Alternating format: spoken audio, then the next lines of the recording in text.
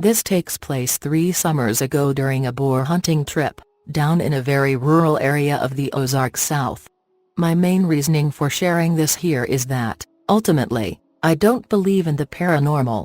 However, I believe I may have run across something that I couldn't explain and I want some input. Fair warning, I'm no good at Greentext. However, I'm not going to assault you with a wall of text. In any case, enough pretense aside. Be back from college and wanting to get out into the woods. Be bored as fuck on a Friday night, and decide to head out super early for a boar hunting with a buddy of mine, JD. JD is an Eagle Scout, not prone to being spooked very easily, and I have been hunting in places ranging from deep south swamps to Alaska. We pack our shit up, and leave his place around 12:30 a.m. After stopping for energy drinks and beef jerky, every hunter's best friends, we end up getting out there at around 2:15 a.m. We'd hunted this area for boar many times in the daylight, seen tons of deer, squirrels and even a baby fawn that fell asleep by the warmth of our car engine once. Basically, a nice place. We pull in off the gravel tract, 40 miles from town and 3 miles from a podunk gas station, deer check station. Decide not to fuck about in the woods at night. We'd had a mountain lion walk in our tracks on a previous hunting trip.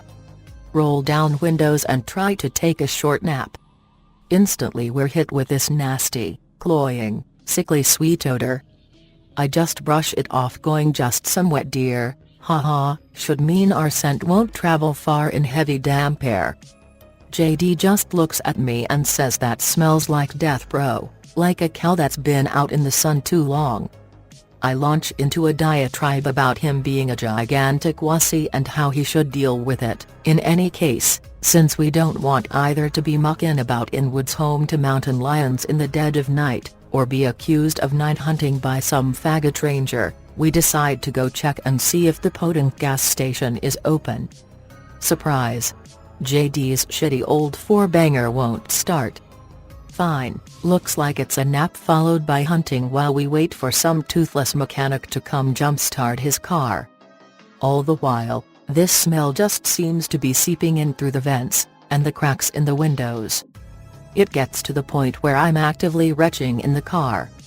Enough's enough, and we decide that if something had gone and died we'd prefer not to be stuck in a gigantic tin can right beside the corpse.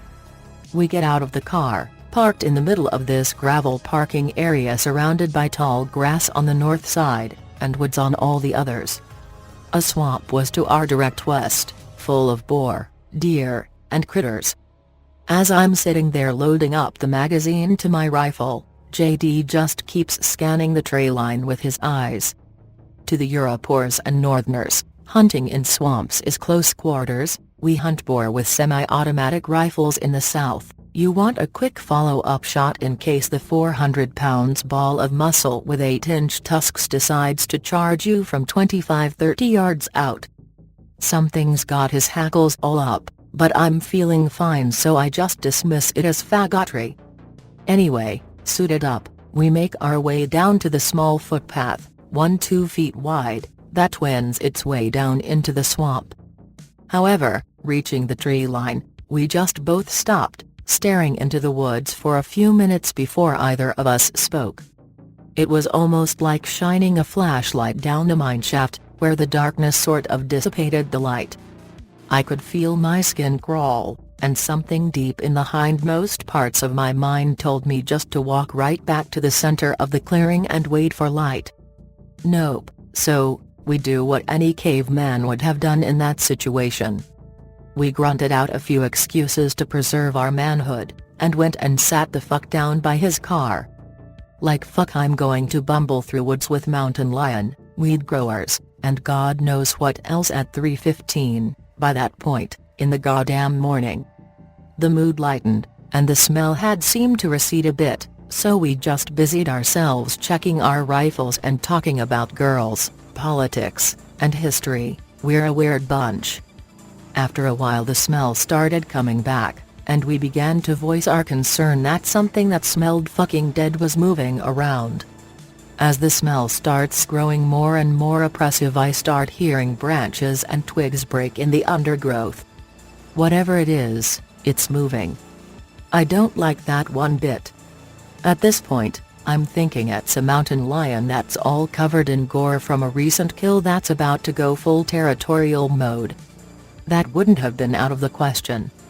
But it wasn't.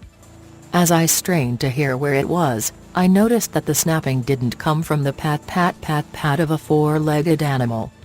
It resembled the crunch, crunch, crunch crunch of a novice hunter picking his way through the undergrowth. My first thought was we either had a ranger with a sick sense of humor, a drug grower with a great sense of humor, or worse, a motherfucking serial killer.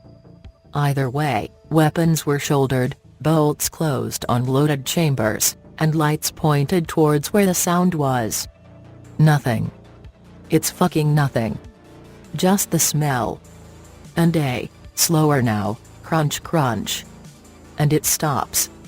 The smell is everywhere now, and whoever it is sitting far enough back in the tree line not to be silhouetted by our lights. Smart asshole. No eye shine either, which ruled out just about any animal other than boar, which make enough noise to be easily noticeable. Once again, the caveman brain rears up deep within my psyche and tells me, fire. A fire, you idiot, build a fire. So, what do? JD and I build a fucking fire. Throughout this whole affair, other than a few moments, we'd been mostly quiet. However, the fire gives us comfort. And whatever it is seems to back off into the forest, if only for a while. As the fire burns hot, we start joking again, having a decent time. Convincing ourselves it was only a cougar. However, there's only so much timber in a gravel clearing, and after a while we'd have to venture out of the firelight to keep the fire going. That time came, and as the fire burned down to embers, the smell came back more oppressive than before. And with that smell, come an almost oppressive feeling of fear. Not regular fear, but an intense guttural fear that made your muscles tense, your stomach turn, and your eyes go wide. Every fiber of our being told us to get more wood, to keep the fire high. Only with fire would we survive the night. So we cautiously walked to the closest tree line, barely able to see from the dying light of the fire. We'd been trying to save our flashlights. I was on guard duty, as we figured that my .308 semi-automatic would be a better stand-off weapon than JD's small carbine. I'm tacticaling the fuck out at this point, adrenaline flowing from a profound feeling that something just isn't right. JD leans down into the undergrowth to pick up a stick, reaching into the tree line. He screams and falls backwards, while branches break right in front of him. He gets up, freaking out, dusting himself off. Saying he saw something, staring at him first. Sunken eyes, a thick brow ridge, ashy gray skin. Then, it smiled at him. Not so much as smiled, but curled back its lips in a Cheshire grin. We are at NopeCon 1, gentlemen. I'm going to ignore the next hour of this hopscotch game of the fire dying, the smell growing more intense, him, as we call it now, drawing nearer, building the fire back up, and him retreating back to stay away from the firelight.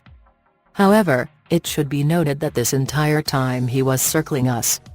Probing our defenses, seeing if it could find a way to get up close without being seen. By the time 5 a.m. rolled around, we'd exhausted almost all of the dry firewood that wasn't within the tree line, except for the tall grass on the northeast side of the road in. We of course, do what we have to do, and slowly pick our way over to the tall grass. By this point I have taped a flashlight to my rifle, and switch it on as we leave the fire to get some dry grass. As JD is filling his hands with tinder, I check my right-hand side, and look down the road. I wish I hadn't. Just as I swing my flashlight over the road, I see him for the first time. It's grayish-black, with either sloughing skin or matted gray fur, I honestly couldn't tell. It crossed the 10-yard wide track what seemed like instantly. Hunched over, maybe 5.5 to 6 feet tall, moving like a gorilla does. It's over. Something in my head just starts screaming it's over. It knows you've seen it. It's not just being territorial. It's circling like a predator. It is a predator. That feeling hadn't been one of fear, but of impending predation. Somehow, the lower parts of our subconscious had known what was going on long before we did. In any case, we ran back to the fire, popped the dry grass on top and waited for the smell to recede.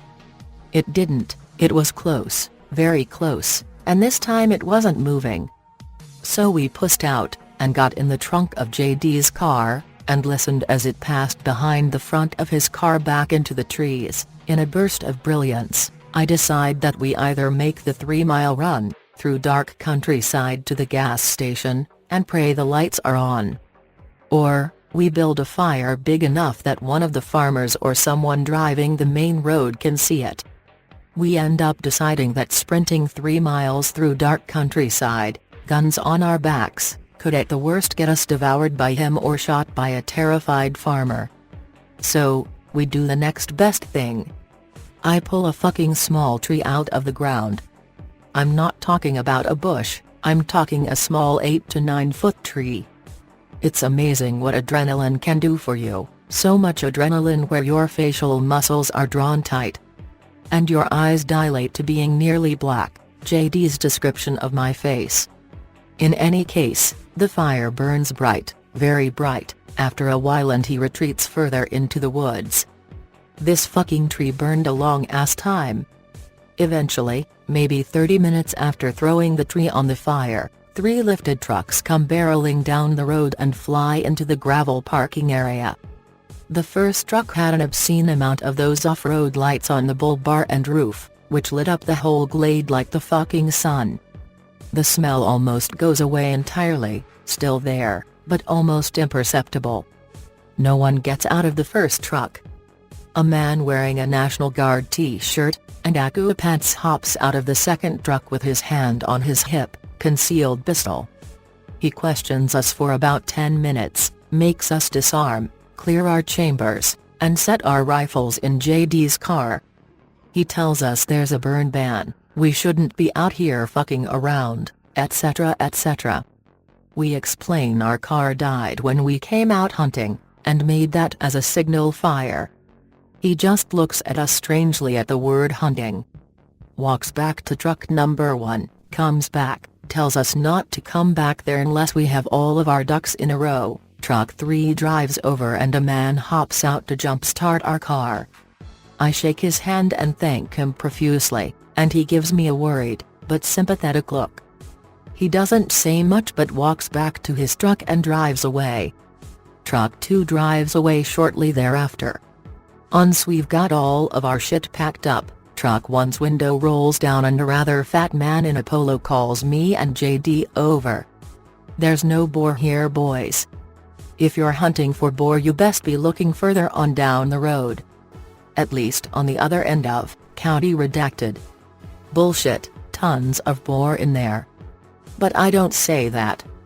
I'm not going to mouth off to the hillbilly militia that just saved my life. So I thank him for his advice. JD and I get back in his car, debating whether he had gone away with all the commotion. Just as soon as Fatim Kleitbar had pulled out, the smell returned yet again. Nope. We're out. Hop on the gravel road, drive to the highway, drive past a few farms, and make our way towards the western border of, county redacted. We notice we're being followed by a small white Honda. Guess who's sitting in the front seats? Fatim Kleitbar and hillbilly militiamen. They follow us all the way out of that county, then turn around. So ends my experience. It's hard to get Greentext to express emotion, the exact description of the smell, or the fucking primal fear we felt. I wrote an after-action report of sorts the morning after that hunt, but haven't been able to find it after I moved, hence the Greentext. In any case, I've debated going back with more than 2 people to hunt him, But I'd like to know what exactly I was dealing with. This is of course, not touching the fact that the hillbilly militia patrol seemed to know more than they were letting on.